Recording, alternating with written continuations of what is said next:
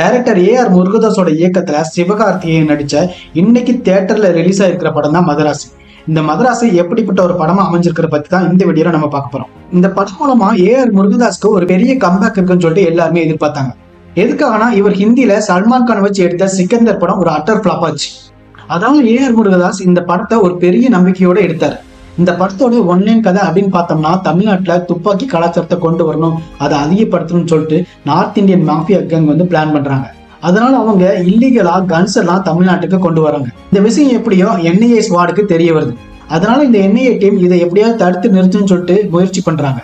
இந்த ரெண்டு டீமுக்குள்ள நடக்கிற கிளாஸ்ல தான் படத்தோட ஹீரோவான சிவகார்த்திகேயனும் படத்தோட ஹீரோயினான ருக்மணி வசந்தும் இவங்க ரெண்டு பேரும் இதுக்குள்ள எப்படி மாட்டுறாங்க அப்படிங்கறதுதான் கதை.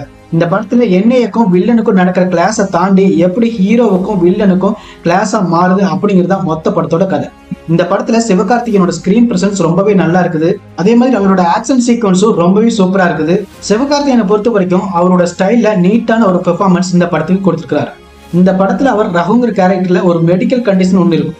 அதை பத்தி ட்ரெய்லர்லயே சொல்லியிருப்பாங்க. ஆனா ட்ரெய்லர்ல அவருக்கு என்ன மெடிக்கல் கண்டிஷன் சொல்லி காட்டியிருக்க மாட்டாங்க. அதனால இப்படி ஒரு மெடிக்கல் கண்டிஷன் அவருக்கு இருக்குங்கிறதுனால அவருடைய பெர்ஃபார்மன்ஸ்ல ஒரு சில போர்ஷன்ஸ்ல மட்டும் பாத்தீங்கன்னா கொஞ்சம் ஓவர் ரியாக்ட் பண்ற மாதிரி இருக்கும்.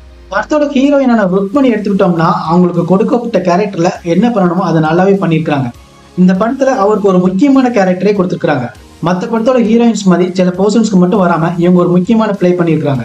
ஆனா இதுக்கு முன்னாடி ஏஆர் முருகதாஸோட படங்கள் எடுத்துட்டீங்கன்னா ஹீரோயின்ஸோட ஸ்பேஸ் எப்படி இருக்குமோ அதை விட இந்த படத்துல ஹீரோயினுக்கு கம்மியா தான் இருக்குது.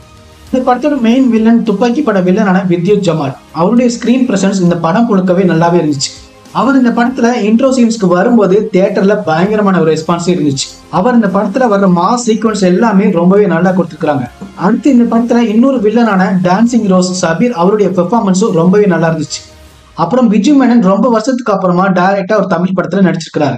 அவருடைய பெர்ஃபார்மன்ஸுமே நல்லா இருந்துச்சு. ஆனா அவருடைய கேரக்டர் இன்னும் நல்லா யூஸ் பண்ணிருக்கலாம் அப்படிங்கிற மாதிரி தான் தோணவும் செஞ்சது. படத்துல ஆக்ஷன் காட்சிகள் எல்லாமே நல்லா பண்ணிருக்காங்க. மெயினா கிளைமேக்ஸ் ஆக்ஷன் சீட்ஸ் ரொம்பவே நல்லா இருந்துச்சு. மியூசிக்னு பார்த்தோம்னா அனிருத்தோட சாங்ஸ் பொறுத்த வரைக்கும் சலம்பலா சாங் வந்து ஆல்ரெடி ஹிட் ஆயிடுச்சு. அந்த பாட்டை விசுவல் ஷூட் பண்ண விதம், எஸ்கேவோட டான்ஸ் ஸ்டெப்ஸ் எல்லாமே நல்லா இருந்துச்சு. இந்த பாட்டை தவிர மற்ற சாங்ஸ் எல்லாமே பரவாயில்ல அப்படிங்கிற மாதிரி தான் இருக்கு. பாடல்களை தாண்டி அனிருத்தோட பேக்ரவுண்ட் மியூசிக் எல்லாமே பயங்கரமா இருக்குது. இந்த படம் ரிலீஸ் ஆகிறதுக்கு முன்னாடி படத்தோட டைரக்டரான ஏஆர் முருகதாஸ் என்ன சொல்லியிருந்தாருன்னா, கஜினி துப்பாக்கி ரெண்டு படத்தோட சாயலும் இந்த படத்துல வந்து இருக்கும். படத்தோட கதைக்களம் கஜினி மாதிரியும் ஸ்கிரீன் பிளே வந்து துப்பாக்கி மாதிரியும் இருக்குன்னு அவர் சொல்லியிருந்தார். அதனால இந்த ரெண்டு படத்தோட சாயலும் இந்த படத்துல இருக்கா அப்படின்னு கேட்டீங்கன்னா கண்டிப்பா இருக்கதான் செய்யுது. ஆனா அது ஒர்க் அவுட் ஆயிருக்கா அப்படின்னு பார்க்கும்போது கஜினி படத்துல பாத்தீங்கன்னா படத்தோட ஹீரோவுக்கு வந்து ஷார்ட் டைம் மெமரி லாஸ் அப்படிங்கிற ஒரு மெடிக்கல் கண்டிஷன் ஒண்ணு இருக்கும்.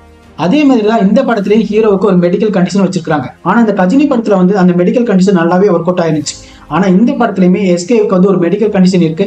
ஆனா இந்த மெடிக்கல் கண்டிஷன் இந்த படத்துக்கு அந்த அளவுக்கு ஒர்க் அவுட் ஆன மாதிரி தெரியல. ஏன்னா கஜினி படத்துல பாத்தீங்கன்னா ஹீரோ வந்து 15 நிமிஷத்துக்கு ஒரு தடவை மறந்துகிட்டே இருப்பாரு. இப்படி மறக்கிற ஹீரோ எப்படி வந்து பழிவாங்க போறாரு, என்ன பண்ண போறாரு அப்படிங்கிற ஒரு எதிர்பார்ப்பு இருக்கு. இந்த படத்துல இவங்க கொடுத்துக்கிற மெடிக்கல் கண்டிஷன் வந்து பாத்தீங்கன்னா இந்த படத்தோட நம்ம ட்ரெய்லர்லயே பார்த்துப்பான், அவன் ஒண்ணு நினைச்சிட்டானா அதை முடிக்காம விட மாட்டான், எந்த எக்ஸ்ட்ரீம் பண்ணாலும் போவான் அப்படிங்கிற ஒரு டைலாக் வந்து ட்ரெய்லர்லயே சொல்லியிருப்பாங்க. இந்த ஒரு மெடிக்கல் கண்டிஷன் வச்சுதான் இந்த படத்தையே எடுத்துக்கிறாங்க. ஆனா இது பெருசா ஒர்க் அவுட் ஆன மாதிரியும் தெரியல. அதே மாதிரி துப்பாக்கி படம் எடுத்தீங்கன்னா 12 இடத்துல குண்டு வெடிக்கிற மாதிரி பண்ணியிருப்பாங்க. அதை வந்து ஹீரோவுக்கு தெரிய வரும். தெரிய வந்ததுக்கு அப்புறமா அவர் எப்படி தடுத்து நிறுத்துறாரு அப்படிங்கிறதா இன்ட்ரெஸ்டிங்கான கதையா இருக்கும். அந்த படத்துல எதுக்காக கொண்டு வைக்கிறாங்க அப்படிங்கிற ஒரு காரணம் இருக்கும். அதே மாதிரி இந்த மதராசி படத்தை பாத்தீங்கன்னா துப்பாக்கி கலாச்சாரத்தை அதிகப்படுத்துங்கிறதுனால கன்ஸ் எல்லாம் தமிழ்நாட்டுக்கு கொண்டு வர முயற்சி பண்றாங்க. துப்பாக்கி படத்துல வந்து இந்தியாவில அமைதியை குறைக்கணும் அப்படிங்கிற ஒரு காரணம் இருக்கும். அதே மாதிரி இந்த படத்துல தமிழ்நாட்டுல துப்பாக்கி கலாச்சாரத்தை கொண்டு வரணுங்கிறதுக்காக ஒரு முக்கியமான காரணத்தை சொல்லாம விட்டுட்டாங்க. ரொம்ப நாளைக்கு அப்புறம் எப்படி ஒரு மாஸ் ஹீரோ படம், கமர்ஷியல் படம் இருக்குமோ அப்படி ஒரு படமா எடுத்திருக்கிறாரு முருகதாஸ். இந்த படத்தை ஓவரால் பார்த்தோம்னா ஏஆர் முருகதாஸ்க்கு ஒரு பெரிய கம்பேக்கா அமைஞ்சிருக்கு.